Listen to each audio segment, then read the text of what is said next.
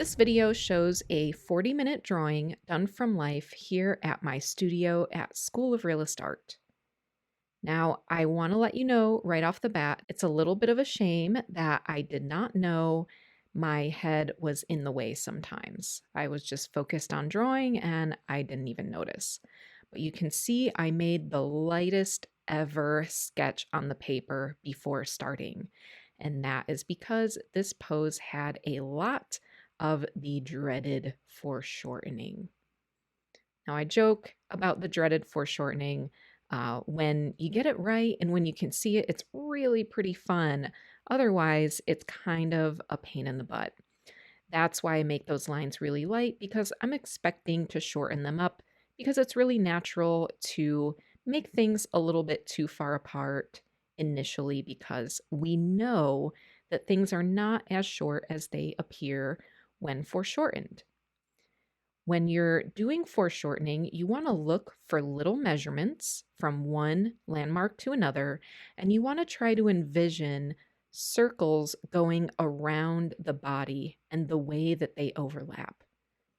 For example, take a look at the head and notice that there is a circle for the overall hairline or the top of the cranium.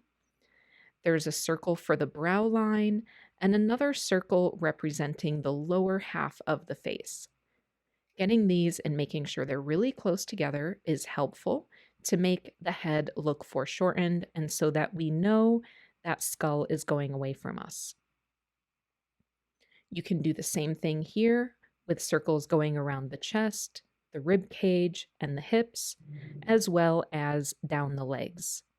Actually, this is super helpful for drawings where a leg is really foreshortened. Essentially, all of these parts of the body are cylinders. The torso, each section of the legs, even arms are all cylinders, and the more that you can envision them going out into space, the better that you can draw them foreshortened.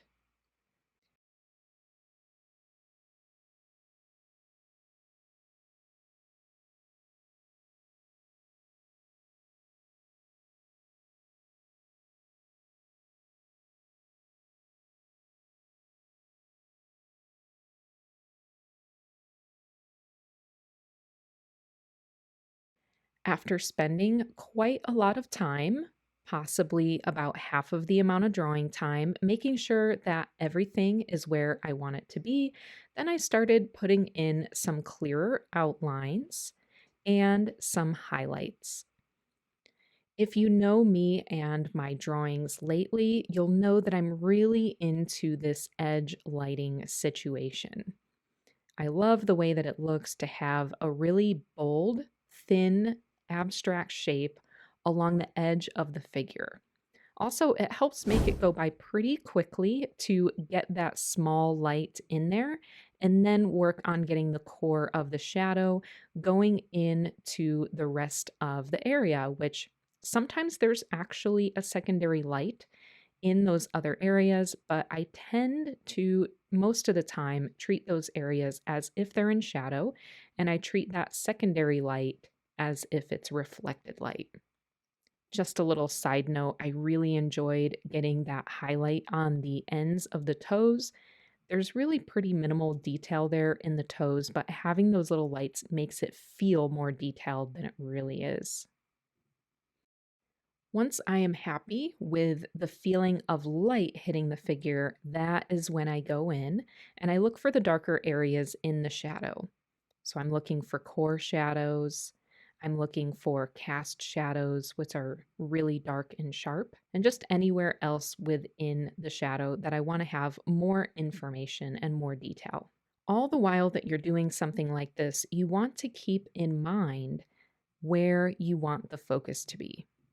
In this instance, I found it more interesting what was going on in that elevated leg and the knee, and also going down to the opposite foot, more so than I enjoyed what was happening in the torso. So I made sure to keep my greatest contrasts and my sharpest edges in those areas that I found the most interesting. If you're looking to brush up on your figure drawing skills, why not take the 5-day figure drawing challenge? You'll get a 30-minute lesson every day for 5 days, Plus, you can join the forum and communicate with other students interested in figure drawing and get feedback from me. Check it out at figuredrawingacademy.com.